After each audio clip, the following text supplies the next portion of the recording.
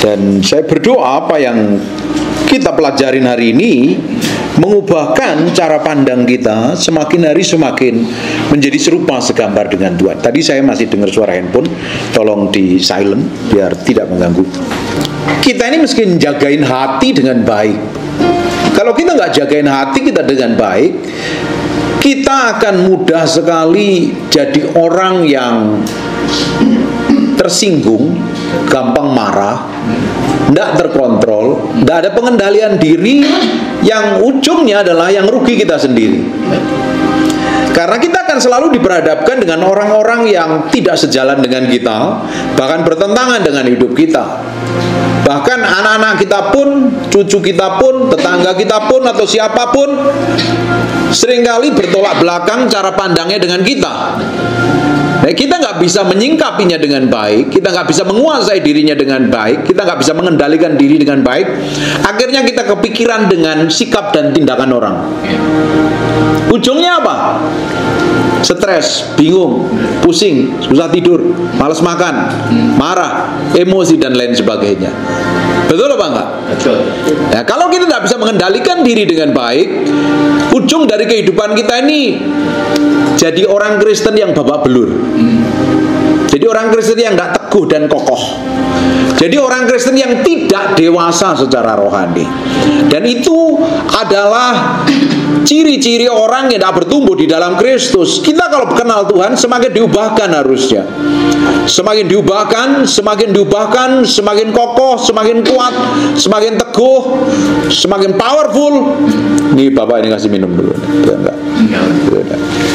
Tidak mudah goyang, tidak mudah jadi orang Kristen yang stres. Karena banyak orang Kristen stres. Kelihatan baik di gereja, di luar gereja emosian, di luar gereja marah-marah, di luar gereja kepahitan, di luar gereja sakit hati, di luar gereja tidak bisa mengampuni. Dan orang-orang kayak begini ini ujungnya apa? Jadi batu sandungan, tidak mencerminkan kemuliaan Tuhan. Nah, orang yang seperti ini jadi santapannya setan dengan mudah sekali. Jadi bulan-bulanannya iblis dengan mudah sekali. Orang yang tidak kuat, orang yang tidak terlatih tadi, orang yang tidak kokoh, orang yang tidak ngerti firman Tuhan, orang yang tidak terhubung dengan Tuhan, mudah sekali jadi bulan-bulanannya setan. Dan saya berdoa di tempat ini, Bapak Ibu semuanya kuat, kokoh, teguh, tidak gampang emosi, tidak gampang marah, tidak gampang sakit hati, tidak gampang tersinggung. Amin. Katakan amin. Amin. Amin. Ya. Sekarang kita akan lihat di Kejadian pasal yang keempat. Ini berbicara tentang saudara kandung, Kain dan Habel namanya. Tapi lihat apa yang dilakukan oleh salah satu dari mereka ketika persembahannya mereka ditolak. Di ayat yang ketiganya, setelah beberapa waktu lamanya, maka Kain mempersembahkan sebagian dari hasil tanah itu kepada Tuhan sebagai korban persembahan. Habel pun juga mempersembahkan korban. Tapi di ujungnya kita lihat di ayat yang kelimanya, tetapi Kain dan korban persembahannya tidak diindahkannya, tidak diterima persembahannya Kain. Persembahannya Habel yang diterima. Kenapa diterima? Suatu hari nanti kita akan bahas. Nah, ternyata setelah tidak diterima persembahannya, apa yang terjadi? Lalu hati Kain menjadi sangat panas.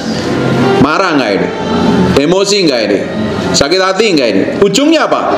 Dan mukanya muram.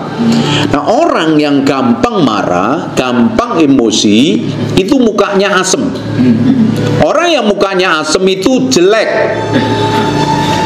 Orang yang gampang marah mukanya jelek. Tapi di sini nggak ada yang gampang marah kan? Tapi kalau marah nanti bakal lihat cermin nih, lihat mukaku nih kayak apa nih lagi marah. Cantik apa elek? Jelek. Menyebalkan.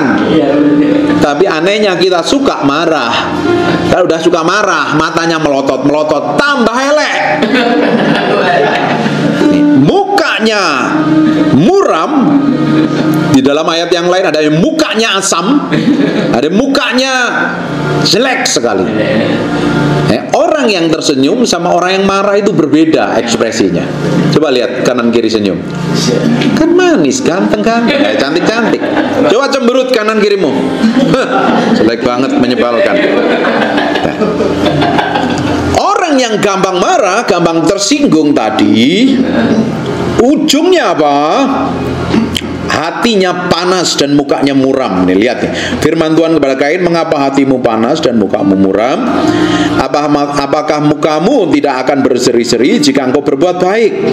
Tapi jika engkau tidak berbuat baik, perhatikan, dosa sudah mengintip di depan pintu.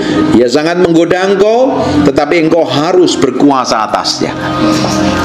Ketika kita nih nggak bisa mengendalikan hati kita dengan baik, ketika kita nggak bisa menguasai diri kita dengan baik, dosa itu sudah ada di balik pintu. Begitu menggoda, ujungnya apa? Ketika dosa itu dibuahin melahirkan perbuatan. Nah, ketika kita mulai melakukannya, yang disakitin pertama kali adalah Tuhan dan diri kita sendiri, baru orang lain. Kita ketika marah, tidak terkontrol, kecenderungan kita bereaksi negatif. Terus 10 menit kemudian, 15 menit kemudian, 1 jam kemudian, kita lupa. Dan akhirnya sadar, nyesel. Betul apa enggak? Siapa yang pernah marah-marah dan nggak lama kemudian sadar diri dan nyesel? Karena orang ketika marah biasanya sadarnya belakang. Tapi kita hari ini mau lihat tingkat kesadaran kita dengan Tuhan, tingkat kesadaran kita dengan emosi kita, tingkat kesadaran kita dengan amarah kita itu selalu ada di depan. Sehingga ketika kita mau bertindak, ketika kita mau berbuat, kita hitung dulu dengan baik, kita timbang dulu dengan baik, kita pikir dulu dengan bijaksana. Kira-kira apa yang kita mau perbuat, apa yang kita mau lakukan ini hati-hati apa tidak? Tentunya hati-hati. Kenapa kok kita ini nggak bertindak hati-hati? Karena tidak punya analisa dengan baik. Orang yang tidak bisa menganalisa dirinya sendiri, dia akan selalu menganalisa orang lain. Orang yang tidak bisa mengoreksi dirinya sendiri, dia akan selalu koreksi orang lain. Orang yang bijaksana itu melihat, menghitung dan memperhatikan. Kadang merenungkan apa yang dilakukan sepanjang hari berkenan di hadapan Tuhan apa tidak. Ketika kita melakukannya, memperhitungkannya setiap harinya, akhirnya kita beroleh hati yang bijaksana. Amin. Amin. Hati yang bijaksana tadi lahir karena kita memiliki perhitungan, kita memiliki pertimbangan. Apapun yang kita mau kerjakan, apapun yang kita lakukan, tambah hari harusnya tambah berkenan di hadapan Tuhan. Saya berdoa Bapak Ibu semuanya di tempat ini, tambah hari, tambah tahun, tambah bijaksana. Amin. Tambah penuh pengendalian diri. Amin. Tambah semakin menjadi serupa segambar dengan Tuhan. Amin. Sekalipun kita diperhadapkan dengan orang yang kelakuan yang menyebalkan, kita bisa tetap tersenyum bahagia. Amin. Memuji Yesus selamanya. Amin. Amin. Aminnya nggak perlu di sini saja loh. Engkau harus amin ketika engkau benar-benar mengalami masalah yang tidak enak. Orang itu kalau ngadapin masalah yang enak, semuanya bisa puji Tuhan, haleluya loh. Semuanya bisa kelihatan kudus dan baik-baik saja. Tapi ketika sesuatu terjadi dan itu buruk sekali, bisa jadi reaksi kita berbeda. Tapi kita harus memiliki reaksi yang ditimbang, dipikir, dihitung dengan baik. Akhirnya kita memperoleh sikap hati yang bijaksana. Kalau tidak, apa yang terjadi? Kita memiliki sikap hati yang buruk. Ujungnya dari sakit hatinya si Kain ini, dia akhirnya membunuh adiknya. Seperti di 1 Yohanes pasal yang ketiga, yang ke-15. Baca yang kenceng Bu. Ibu belakang yang suaranya menggelegar. Yes. 1 Yohanes pasal yang ketiga, ayat yang ke-15. Suaramu sangat membangkitkan orang-orang yang sedang tidur. 1 Yohanes pasal yang ketiga, ayat yang ke-15. 1 Yohanes 3 ya. Ayat yang ke-15.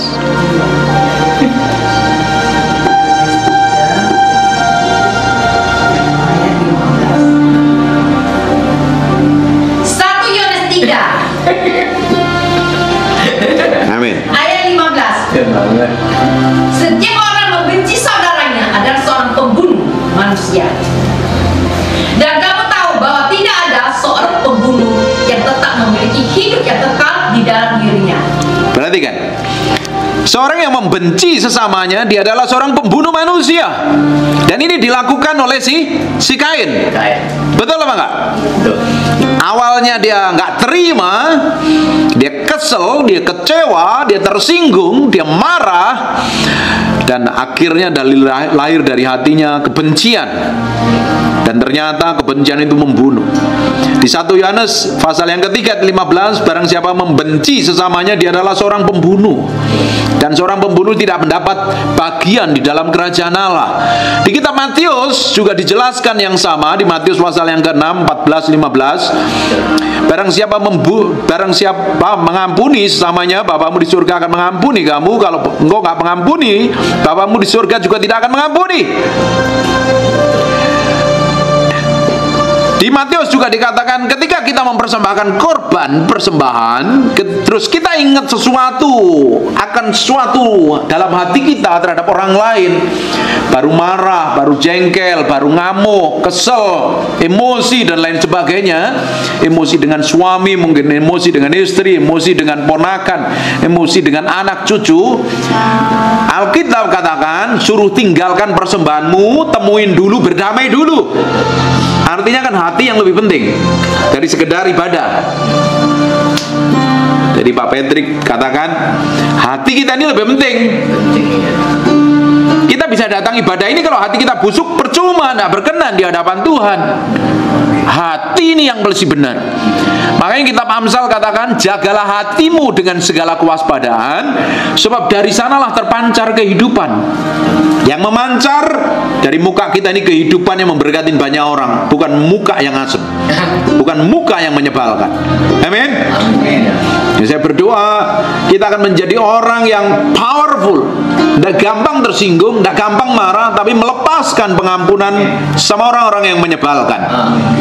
Karena kita selama tinggal di bumi, kita akan selalu bertemu dengan orang-orang yang kelakuannya menyebalkan, yang ada di sekitaran hidup kita. Dan itu kadang diizinkan Tuhan untuk membuat kita ini fokusnya sama Tuhan. Orang-orang seperti itu sebenarnya memurnikan kita, mengeluarkan aslinya kita seperti apa. Kalau di sini kan kelihatan baik semuanya kan, tapi ketika diperhadapkan dengan orang yang kelakuannya menyebalkan, asli kita akan keluar. Bisa seperti malaikat, bisa seperti Bunda Maria, atau malah seperti iblis. Tergantung bagaimana kita melatih diri kita, menguasainya. Ketika menghadapi peperangan, kita akan menjadi orang yang berkemenangan. Orang Kristen harus berbeda dengan orang yang lain. Di area sini, orang Kristen harus berkemenangan. Amin. Kalau tidak, hidup kita akan jadi bulan-bulanannya setan. Babak belur, gampang tersinggung, gampang sakit hati, susah mengampuni. Hidupmu jadi umpannya setan dengan mudah sekali dikontrol dan dikendalikan. Saya berdoa ada orang-orang yang mulai hari ini mengendalikan diri dengan baik. Sekalipun disakitin kok bisa tersenyum bahagia. Wis ndak popo wis. Mau disakitin? Terserah. Aku menyerahkan hatiku sama Tuhan kok. Tuhan yang membela. Kalau itu sampai terjadi, enjoy, relax dan nikmatin jalan bersama Tuhan. Kita menjadi orang-orang yang terlatih dalam menjalani hidup ini. Hidup kita akan mengalami sesuatu yang ilahi. Semakin hari, semakin diubahkan, semakin diubahkan, semakin menjadi berkat bagi banyak orang. Amin. Bangkit berdiri sama-sama. Terima kasih Tuhan buat firman-Mu. Kami mantraikan dengan darah anak domba Allah. Firman ini nempel dalam hati kami berhari-hari, berminggu, berbulan-bulan. Firman jadi kehidupan. Bahwa kami semuanya memiliki sikap hati yang benar, hati yang mengasihi, hati yang diubahkan, hati yang semakin menjadi serupa segambar dengan Tuhan. Terima kasih Tuhan. Bagimu segala hormat, pujian, pengagungan. percaya Tuhan, sepanjang kehidupan kami Engkau sendiri yang pegang kami. Buka tanganmu dua-dua. Bahwa terima kasih, berkati setiap orang dalam rohani tanpa terkecuali. Apapun yang kerjakan tangannya, Tuhan, mereka berkati mereka semuanya. Berikan kesehatan yang sempurna, umur panjang, damai sejahtera, sukacita. Anak, cucu, istri, mantu diberkatin Tuhan. Dan kami mau melihat sisa umur kami berguna dan jadi berkat. Masa depan kami ditanggung Tuhan, dijagain Tuhan, diproteksi Tuhan, diberikan yang terbaik yang datangnya daripada Tuhan. Terima kasih Tuhan. Dalam nama Yesus kami berdoa, dan kami percaya berkat itu sedang kami terima. Yang terima berkat ini dalam nama Yesus, katakan amin.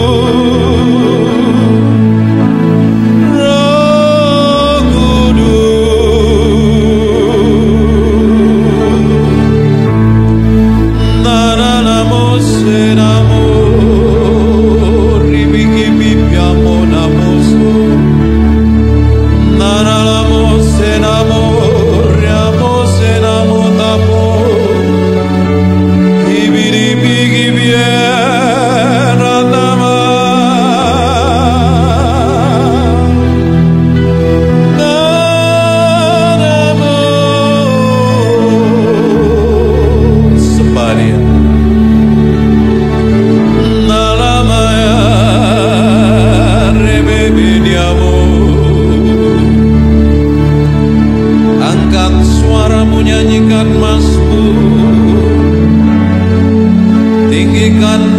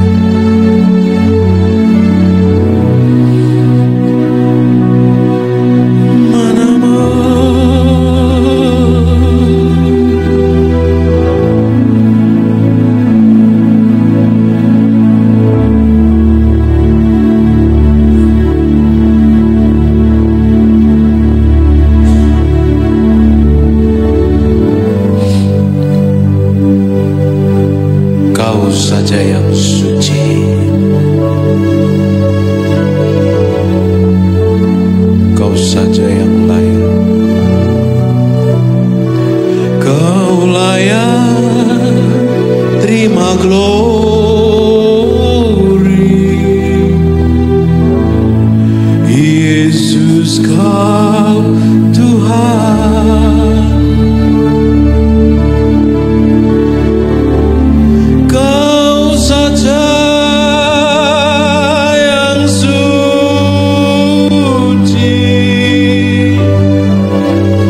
kau saja yang layak,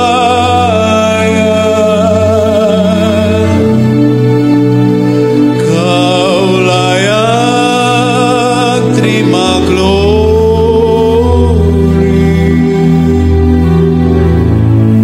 Hanya kau Tuhan.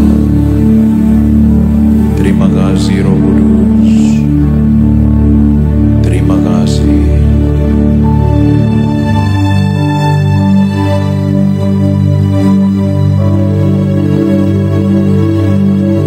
Kami mengasihi-Mu Tuhan.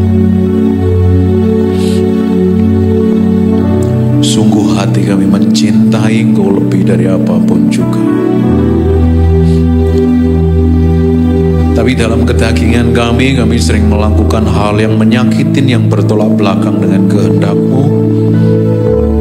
Berikan kemampuan kami setiap hari untuk berjalan dalam kesucian dan kekudusan.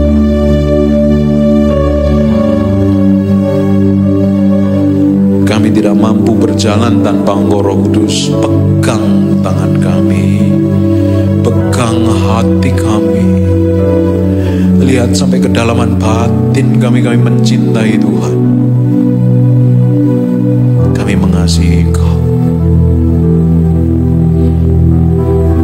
Kami ingin berkemenangan setiap hari. Dapatin kami menjadi orang kesayangan-Mu. Terima kasih. Terima kasih. Kami mau belajar apa yang Kau mau Tuhan. Terima kasih. Dalam nama Yesus. Haleluya. Amin. Amin.